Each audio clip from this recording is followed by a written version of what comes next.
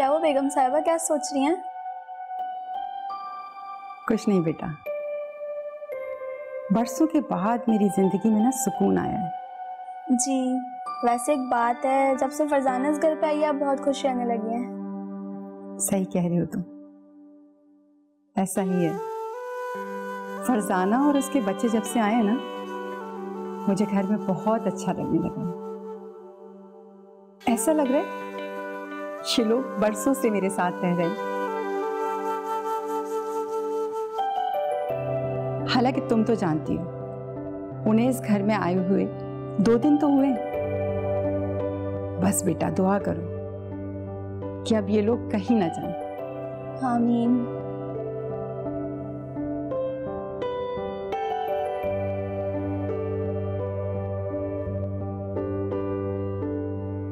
हाँ जमीला, तुम बुला रही थी?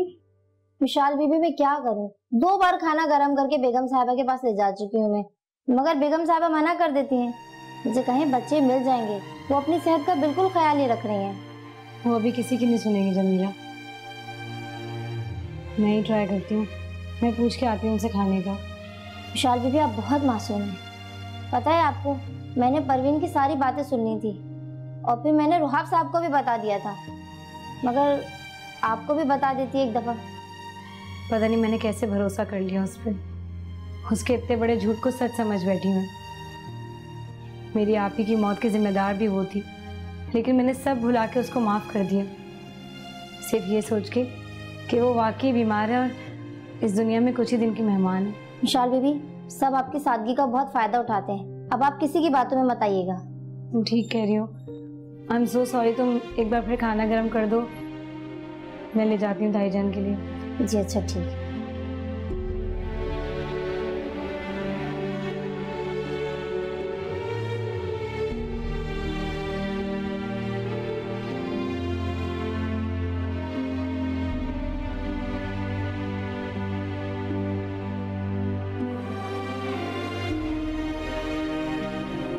भाईजान खाना खा लें। मुझे खाना नहीं चाहिए, ले जाओ यहाँ से। आप क्यों ऐसे कर रही हैं? 2 दिन हो गए आप खाना ही नहीं खा रही ठीक से। अपनी तो सेहत का ख्याल करें, अगर आपको कुछ हो गया तो। कुछ होता ही तो नहीं है मुझे, पता नहीं अभी और क्या कुछ देखना बाकी रह गया। ये कैसी बातें कर रही हैं ताईजान, आप बहुत इम्पोर्टेंट है हमारे लिए। खुद आप इतनी फिक्र करते रहते हैं आपकी हर वक्त। कोई फिक्र नहीं करता किसी की। मेरे पोते और पोती को तो तुम संभाल नहीं सके, और किसी को क्या संभालोगे? पहले माहम किडनैप हो गई और अब दोनों बच्चों को लेकर परवीन यहां से चली गई है, जो मिल ही नहीं रही। पता नहीं उन बच्चों ने कुछ खाया होगा या नहीं। अल्लाह ना करे कोई हादसा ना पेश आ गया हो उनके साथ। नहीं ताईजान, कोई हादसा नहीं होगा। आप क्यों ऐसे सोच रही हैं? अच्छा सोचे, अल्लाह है ना हमारे साथ, आपको अल्लाह पे भरोसा है ना? इतनी दुआएं कर रहे हैं, बहुत कोशिश कर रहे हैं, इंशाल्लाह मिल जाएंगे बच्चे। सिर्फ अल्लाह पर ही तो भरोसा रह गया। ना पुलिस कुछ कर सकी ना तुम लोग, अब वो ही हम पर रहम करे तो। मैंने तो आज दोबारा ऐड भी दिया न्यूज़पेपर में, दुआ करें कोई खबर मिल जाए। ऐसा कैसे हो सकता है कि कोई खबर ही ना मिल पा रही हो? वो कोई जादू से तो गायब नहीं हुए ना?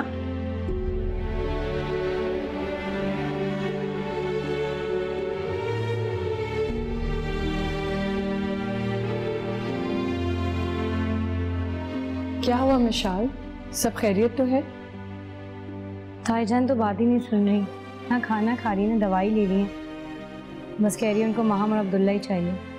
ऐसे कैसे चलेगा? समझाओ उनको, बात परेशानी की है, लेकिन खतीजा और फातिमा भी तो इसी घर की बच्चियां हैं, उनके साथ दिल लगाएं, उनसे प्यार करें। ऐसी बात नहीं आमना, ताईजान बहुत चाहती है फातिमा को भी खतीजा को भी, बस जब से परवीन बच्चों को लेकर चली गई वो काफ़ी डिस्टर्ब हो गई। क्या बैठे बिठाए परेशानी आ गई मिशाल, परवीन ने अच्छा नहीं किया हम सबके साथ। आखिरी उम्मीद अल्लाह से ही है।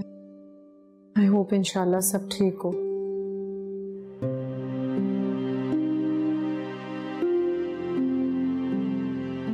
एक तो ये फरजाना बीबी ने बड़ा तंग किया हुआ है, सुबह से काम करते करते कमर अकड़ गई है मेरी। एक काम खत्म नहीं होता दूसरा काम दे देती हैं। बेगम साहिबा को मुतासिर करने के लिए इस घर में अपनी पोजीशन मजबूत कर रही है। मैं इसे चालाक औरत को बहुत अच्छे तरीके से जानता हूँ। पता नहीं कहाँ से उठा लिया ये 2 बच्चे और हमारे सर पे नाजिल हो गया। अल्लाह ना जाने किसके बच्चे और हमारे सर पर आकर खड़ी हो गई है। बेगम साहिबा बड़ी अजीब है, आंखें बंद करके किसी भी आधे गारे पे एतबार कर लेती हैं। क्या बना रही है? अभी खाना बन रहा है, जब बन जाएगा तो मैं भिजवा दूंगी। ओके। यार एक तो हर वक्त यहाँ पानी खाली रहता है। चलो मैं भरवाता हूँ यार, जल्दी करो। जी पापा, बस ठीक हूँ। नहीं पापा, I am feeling really lonely. मुझे आप बहुत याद आ रहे हैं, बस आप पाकिस्तान आ जाएं। नहीं पापा, रुहाब के पास तो मेरे लिए टाइम ही नहीं है। हर वक्त वो बच्चों की वजह से डिप्रेस रहते हैं। मैं तो उनको आउटिंग का भी नहीं कह सकती। इनफैक्ट इस पूरे घर का माहौल पापा बहुत ज़्यादा डिप्रेसिंग है। काश मैंने आपकी बात मान ली होती। कितने अच्छे प्रपोजल थे मेरे लिए। पता नहीं मुझे एक शादीशुदा 2 बच्चों के बाप से मोहब्बत करनी थी। कितने खुश थे हम ऑस्ट्रेलिया में। रुहाब तो आना ही नहीं चाहते थे पापा, वो तो मेरे साथ ऑस्ट्रेलिया में ही सेटल होना चाहते थे। लेकिन बस रुहाब के पेरेंट्स ने प्रेशराइज करके कि बच्चे अकेले हैं, बच्चों के पास आ जाओ, उन्हें यहाँ पे बुला लिया। शुरू में तो वो हर वक्त अपने हॉस्पिटल की वजह से बिजी रहते थे, लेकिन अब तो वो अपने बच्चों की वजह से इतने परेशान रहते हैं कि मैं बात भी नहीं कर सकती उनसे। नहीं पापा, मैं कोशिश तो कर रही हूँ ना। चलें, आप अपना ख्याल रखिएगा और कोशिश करें कि आप पाकिस्तान आ जाएं। चलें ठीक है, मैं फिर फ़ोन करूँगी। अपना ख्याल रखिएगा। खुदा हाफ़िज़।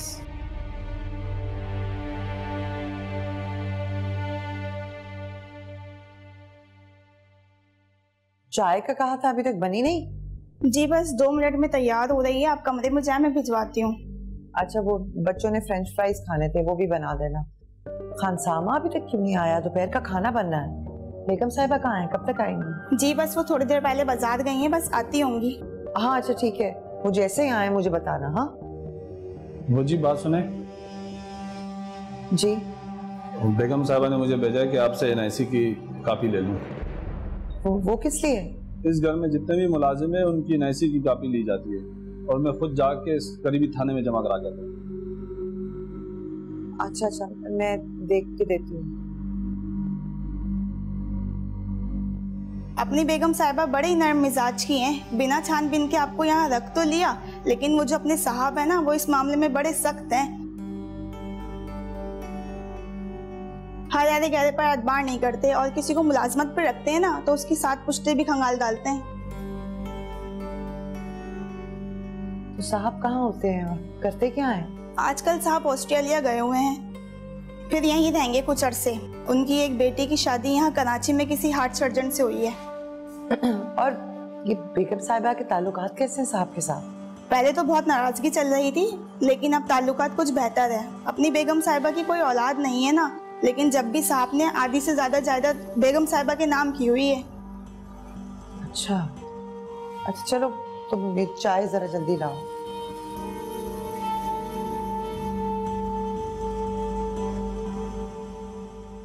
ये ले, पानी पिए।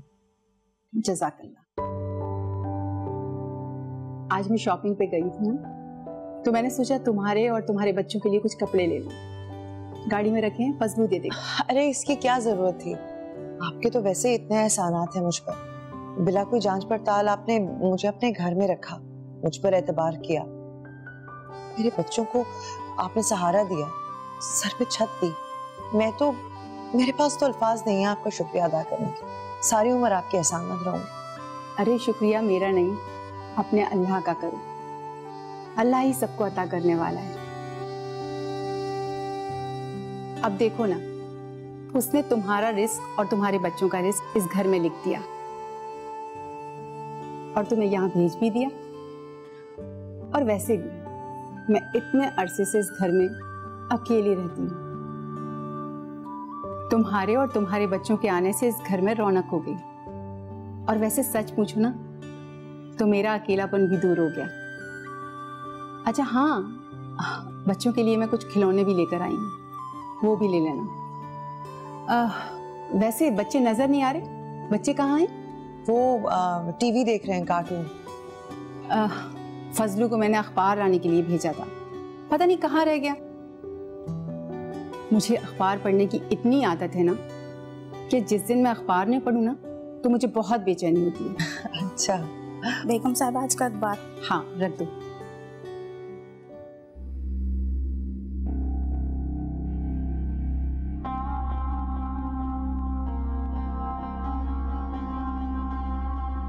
हेलो, अस्सलाम वालेकुम जैन। जी मिशाल, कैसी हैं आप? मैं ठीक हूँ जैन। वो मैंने आपसे ऐड देने को कहा था न्यूज़पेपर में, आपने दे दिया? जी मैंने अखबार में स्टार दे दिया। आपने देखा नहीं अखबार आज का? आई एम सो सॉरी, मैं तो देखा ही नहीं। घर में इतनी टेंशन चल रही है कि भूल ही गई देखना। अच्छा, मैंने आपको कहा था SHO साहब से बात करने के लिए। जी मेरी SHO साहब से बात हुई है। वो और उनकी पूरी टीम 24 घंटे इस केस पे काम कर रही है और बहुत जल्द बच्चों को कोई ना कोई सुराग मिल ही जाएगा। Thank you so much Jain, इतने मुश्किल वक्त में आप हमारा साथ दे रहे हैं, आपका बहुत शुक्रिया। मिशाल, आप इस तरह की बातें करके ना मुझे शर्मिंदा कर रही हैं। नहीं, मुझे पता है कि इतना वर्कलोड हुआ है ऑफिस में, फिर भी आप टाइम निकाल के मेरा काम कर रहे हैं। मैं तो बिल्कुल ऑफिस आने का सोच भी नहीं सकती हूँ। ताईजान की तबीयत ही नहीं संभल रही और घर पे सब बहुत परेशान है। मिशाल, आप इस तरह की बातें क्यों कर रही हैं? इंशाल्लाह बच्चे बहुत जल्द मिल जाएंगे। आप अपना और अपने घर वालों को ख्याल रखें। इंशाल्लाह। ओके, अल्लाह हाफ़िज़।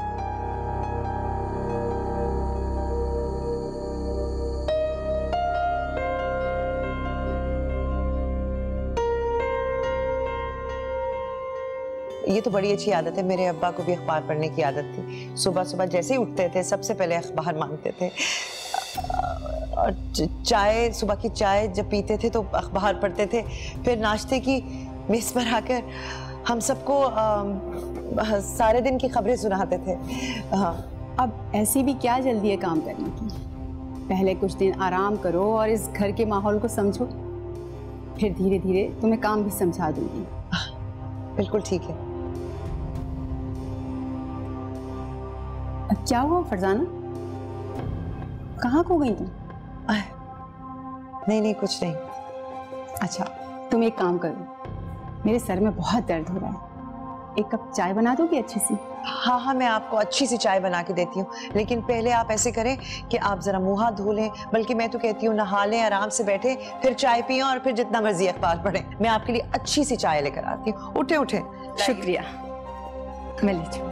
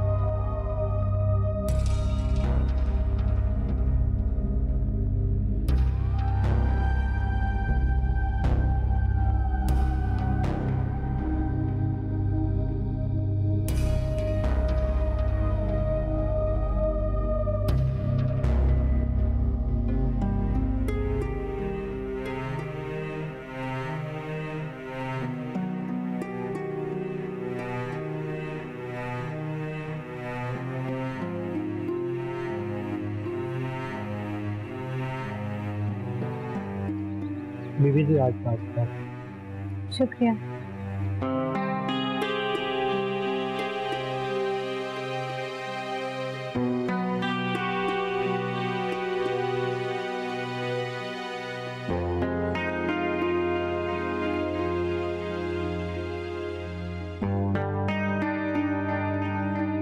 हाँ भाई, नाश्ता बन गया? जी बेगम साहिबा नाश्ता तैयार है। पहले मैं बेगम साहिबा का नाश्ता तैयार कर दूं, उसके बाद आपके कमरे में नाश्ता भिजवाती हूँ। नहीं, कमरे में भिजवाने की जरूरत नहीं है।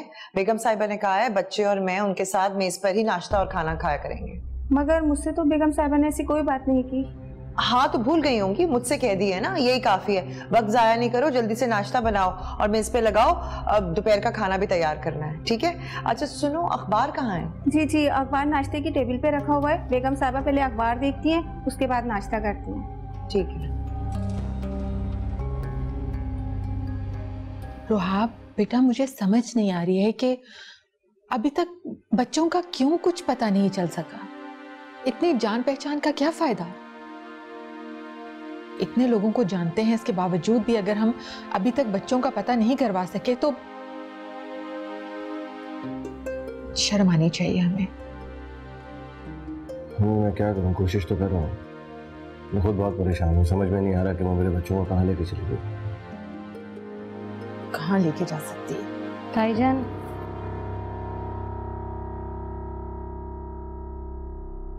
मैंने बच्चों और परवीन की लापता होने की खबर दी थी, वो आज के अखबार में छप गई है। ये तुमने बहुत अच्छा किया मुझे, अखबार में इश्तहार दे दिया, हो सकता है इससे कोई मदद मिले। हाँ बेटा, ये तो ठीक है, लेकिन मेरा ख्याल है कि इस ऐड के साथ तुम लोगों को कोई इनाम की रकम वगैरह भी देनी चाहिए। हो सकता है कोई इनाम के लालच में ही हमें बच्चों का पता बता दे, इसे दोबारा से छपवा दो।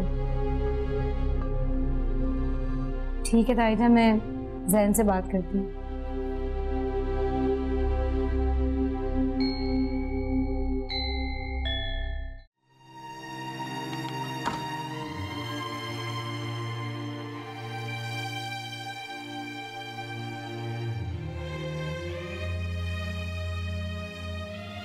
जमीला, जी बीबी जी। तुमने दवाई दी थी ताईजान को?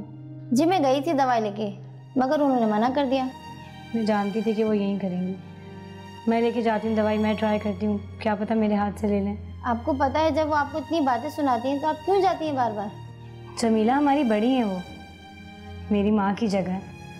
वो जो कुछ भी कहें मैं उनकी बात का बुरा नहीं मानती हूँ। बहुत बड़े सदमे से गुजर रही हैं, बच्चों से बहुत अटैच थी वो। घर में वैसे इतनी टेंशन चल रही है, अब उनकी सेहत का तो ख्याल हमें ही रखना है ना। बीबी जी आप बहुत सब्र वाली हैं, अल्लाह आपको इसका अजर ज़रूर देगा। तुम भी दुआ करो जमीला, न जाने अल्लाह किसकी दुआ सुन ले। दुआ करो कि बच्चे वापस आ जाएं। इंशाअल्लाह ज़रूर।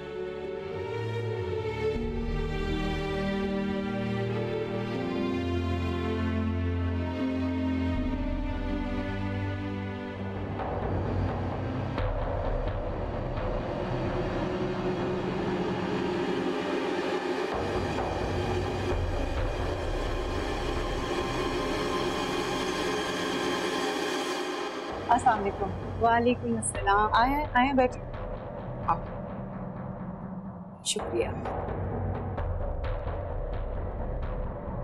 बैठो आप भी। क्या लोगे आप? आपी भैया और माम कहाँ चले गए हैं? खतीजा वो दोनों अपनी मामा के साथ उनके घर गए। आपी क्या ये इनका घर नहीं है? खतीजा तुम बहुत मिस कर रही हो ना अब्दुल्ला माम को? जी आपी, जब से वो दोनों गए ना मेरा तो दिल ही नहीं लगता घर में। खतीजा तुम परेशान मत हो, अब्दुल्ला माम बहुत जल्द वापस आ जाएंगे इस घर में। जी आपी, जब वो दोनों आएंगे ना तो हम सब पिज्जा खाने चलेंगे।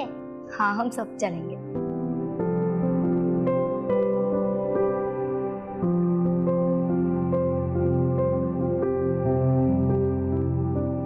बस अल्लाह रहम करे, मैं तो इन बच्चों की वजह से बस हर किस्म का दुख सह लेती हूँ। इससे मैंने भी सोच लिया है, उन लोगों की शक्ल नहीं देखूंगी मैं कभी भी। आपके लिए चाय बनाऊं? नेकी और पूछ बनाओ।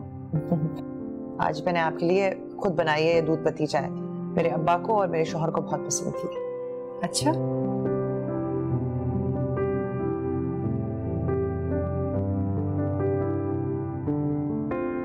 अरे वाह, चाय तो बहुत अच्छी बनाई है तुमने। नाश्ता भी मैंने बनाया है, आप चख के बताइए कैसा है।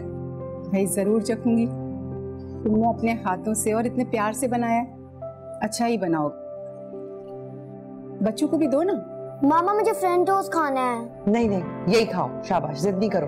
अरे जाओ, जाकर खानसामा से बोलो, वो बना देगा। और वैसे भी आज से ये तुम सबका घर है, ठीक है? तो किसी बात में भी कुछ भी शर्माने की जरूरत नहीं है। अपना घर समझो और जो दिल चाहता है ना वो खाओ। जाओ, जाकर कहो। जाओ जाओ, शाबाश, जाओ खाओ खाओ। आप भी लो ना। मैं ले रही हूँ। वैसे में परवीन बाजी बच्चों को लेकर कहाँ चली गई हैं? छोड़ो उसे, तुम अपना काम करो। अरे तुम ऐसे कैसे बोल रही हो? जब से बच्चे गए रुहाब साहब कितने परेशान रहने लगे हैं और बेगम साहिबा की भी इतनी तबीयत खराब है। हाँ तुम ठीक कह रही हो, वैसे हम कर भी क्या सकते हैं? तुम ठीक कह रही हो, लेकिन तुम तो इस घर में पुरानी हो ना। परवीन बीबी तुम्हें तो बता कर गई होंगी। अरे मुझे क्यों बताएंगी वो? मैं तो सिर्फ उनके कमरे में खाना और नाश्ता देने जाती थी। कैसी फजूल बातें कर रही हो?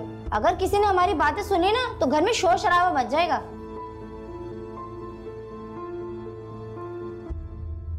मेरे लिए फैंटोस बना दे और महम के लिए पैनकेक। और आज के बाद नाश्ता बनाने से पहले मुझसे पूछना करें, मैं रोज एक ही चीज खा के बोर हो गया हूँ। अच्छा आप जाएं, हम ले आएंगे। कौन है ये लोग, कहाँ से आए और ये बेगम साहिबा ने इतना सर पे क्यों चढ़ा के रखा है? मुझे तो ये औरत जो ना बड़ी मशकूक लगती है। ऐसे ऑर्डर दे रही है इनका बाप का घर हो। बस बेगम साहिबा ने इख्तियार दिया हुआ है इन्हें, कल भी इन लोगों के लिए शॉपिंग करके लाई हैं। बेगम साहिबा तो बहुत बोली है, तुम तो समझदार हो। मुझे तो ये औरत किसी गरीब घराने की नहीं लगती है। हमें ऐसे ऑर्डर दे रही है जैसे सारी जिंदगी किसी मुलाजिमों के साथ गुजारी हो इन्होंने।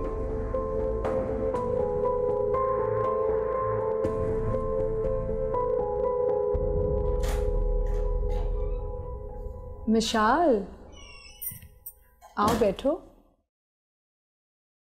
सब खैरियत है ना? आमना, मैं आपसे माफ़ी मांगना चाह रही थी।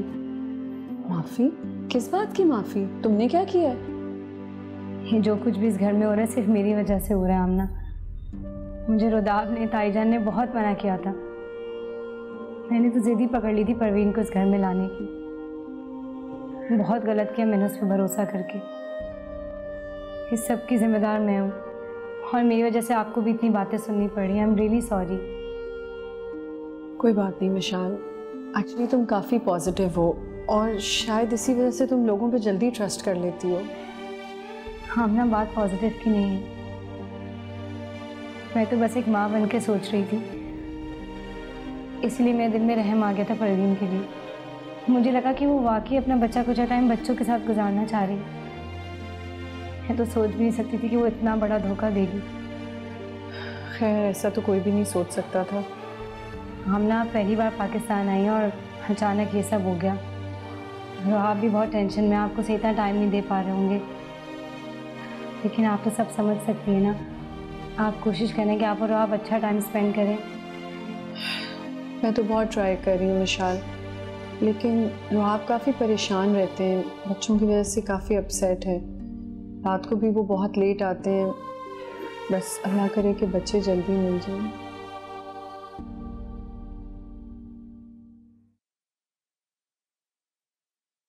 ये लीजिए, बहुत खास कहवा बना के लाई हूं मैं आपके लिए। बहुत शुक्रिया। अभी देखिएगा आप, 5 मिनट में आपकी तबीयत ठीक हो जाएगी। अरे वाह, तुमने कहवा तो बहुत अच्छा बनाया है। मेरी मरहूम अम्मा भी ना इसी तरह का कहवा बनाती थी। मैंने भी अपनी अम्मा से सीखा है। सारी चीजें उन्हीं से सीखी है। जब भी घर पे कोई बीमार होता था वो यही कहवा बना के पिलाती थी। माशाल्लाह, तुम कहवा भी अच्छा बनाती हो और चाय भी। आप फिक्र ना करें, आपको रोज बना के पिलाऊंगी मैं। वैसे मुझे ऐसा लगता है कि तुम खाना भी बहुत अच्छा बनाती हो। आप बस मेरे हाथ का खाना खाएंगी ना तो बस उंगलियां चाटती रह जाएंगी। मेरी अम्मा ने बचपन में ही ना मुझे सब कुछ सिखा दिया था। बड़ी मेहनत से तरबियत की थी उन्होंने मेरी। बस बदल सकी तो मेरी बस किस्मत ही ना बदल सकी। तुम्हारी और मेरी कहानी एक जैसी है।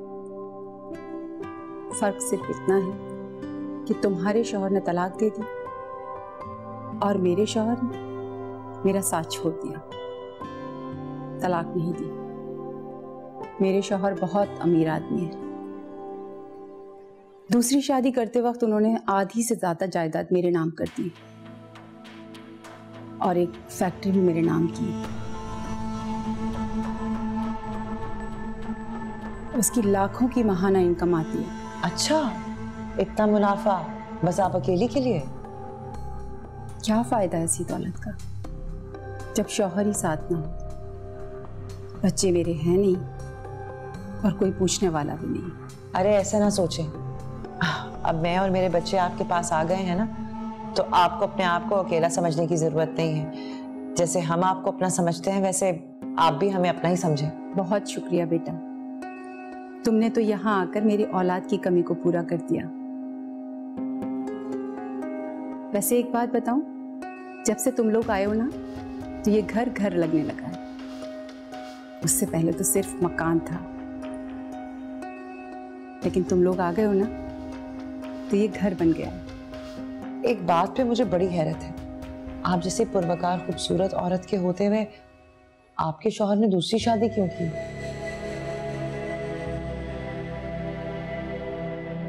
आज से 25 साल पहले मेरे शौहर कारोबार के सिलसिले में ऑस्ट्रेलिया गए थे और बस वहीं पर एक खूबसूरत लड़की उनको पसंद आ गई।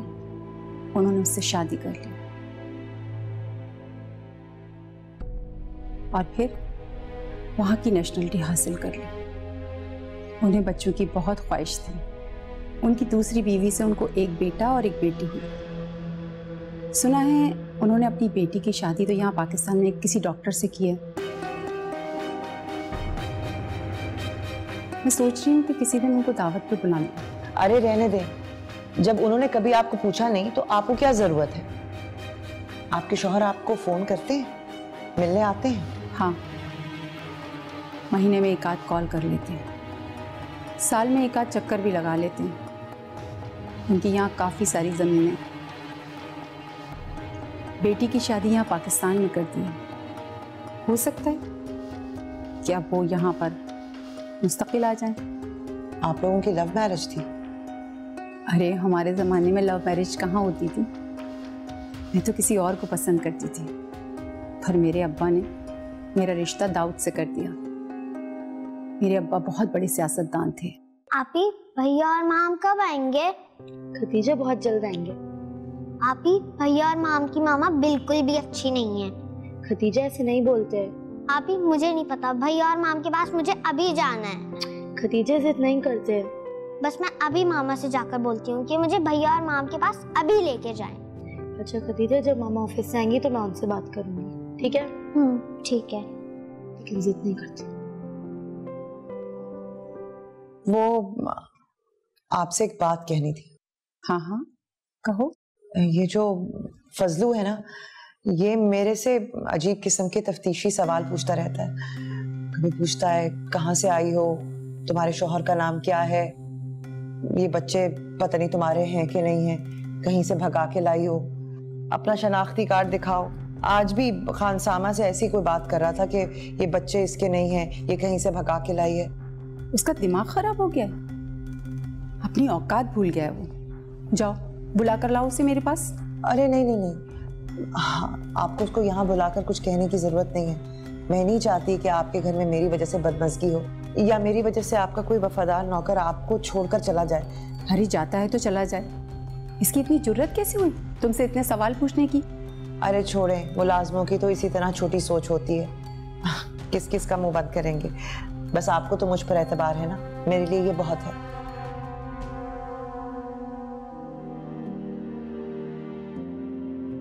अरे खतीजा, फातिमा, आप दोनों इतने उदास क्यों बैठे हुए हो? मुझे मामा और भैया के पास जाना है। देखना है कब से अब्दुल्ला माम के पास जाने की जिद कर रही है। बेटा, रुहाब चाचू ढूंढ तो रहे हैं उनको, जैसे ही कुछ पता चलेगा वो उन्हें फौरन लेके आएंगे। नहीं, मुझे अभी जाना है मामा और भैया के पास। खतीजा, जिद नहीं करते बेटा, जैसे ही हमें बताएंगे आपके चाचू हम फौरन उनके पास चले जाएंगे। वैसे उनकी मामा उन्हें कहाँ लेके गई है? आप इन बातों पे ध्यान मत दो, आप बहुत छोटी हो अभी, और वैसे भी आप लोगों के फाइनल एग्जाम्स होने वाले, आप लोगों ने अभी पढ़ना है, ठीक है? अपनी पढ़ाई पे ध्यान देना है। चलो उठो, शाबाश, किताबें निकालो, आ जाओ।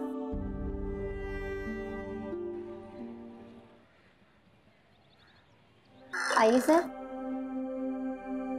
आप बैठिए, मैं फातिमा और खतीजा को बुला के लाता हूं।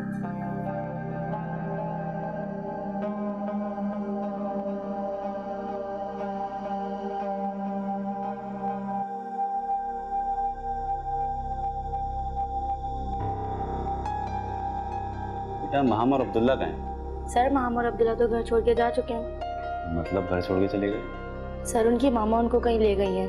कहाँ लेके चली गई? पता नहीं कहाँ लेके गई, लेकिन मामा कह रही थी वो लोग गुम हो गए। जाए मामा को बुला कर लें।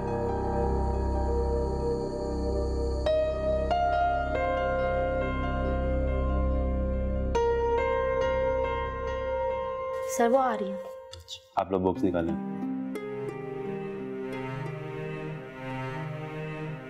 अरे फिरदौस, हाँ, वो तुमने आमना बीबी के कपड़े प्रेस कर दिए?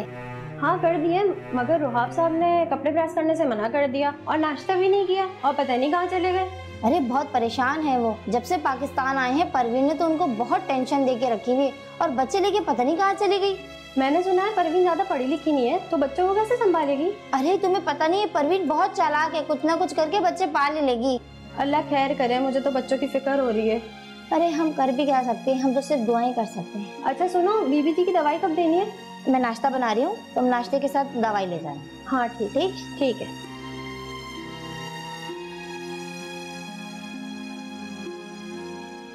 ये फातिमा क्या बता रही है कि महाम और अब्दुल्ला कहीं चले गए?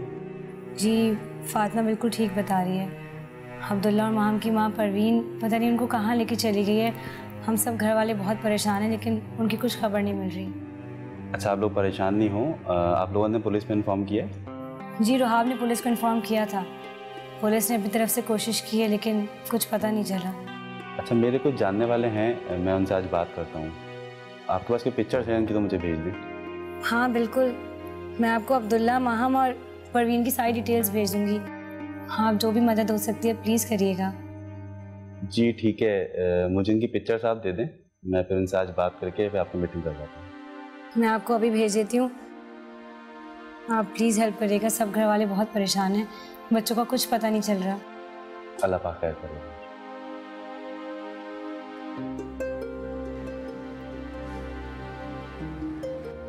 मुझे तो इस बात की समझ नहीं आती कि हमने परवीन के साथ क्या बुरा किया था, क्या जुल्म किया हमने उसके साथ, जो उसने एक बार फिर इस घर को उजाड़ के रख दिया।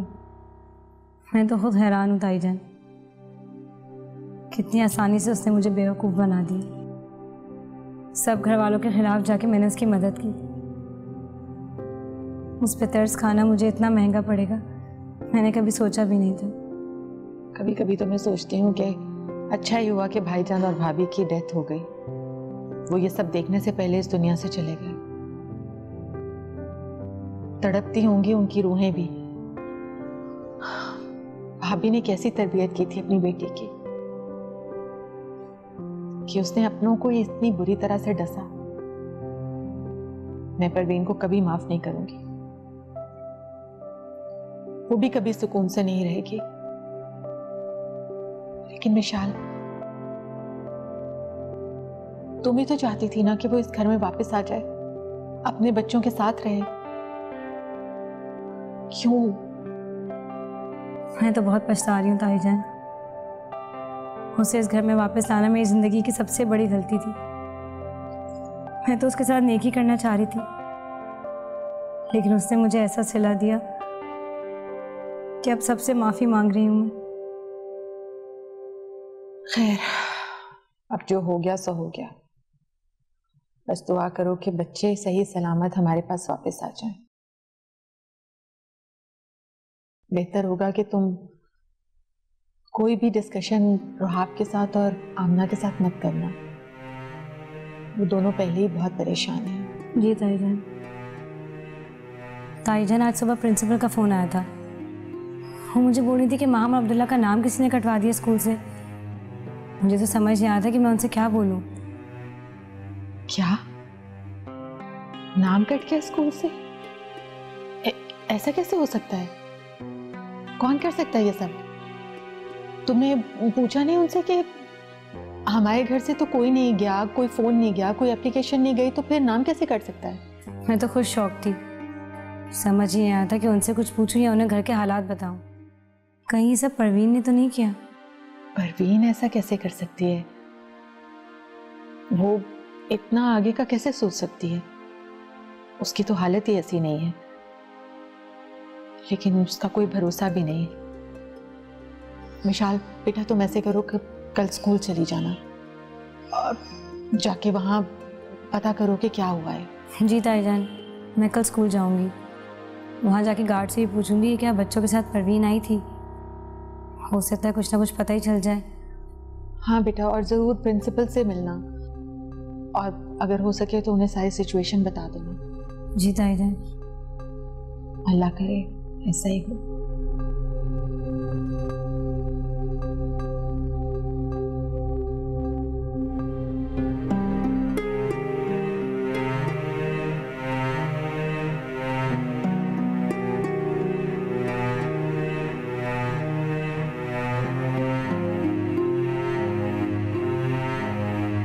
मेरे शौहर बहुत अमीर आदमी है। दूसरी शादी करते वक्त उन्होंने आधी से ज़्यादा जायदाद मेरे नाम कर दी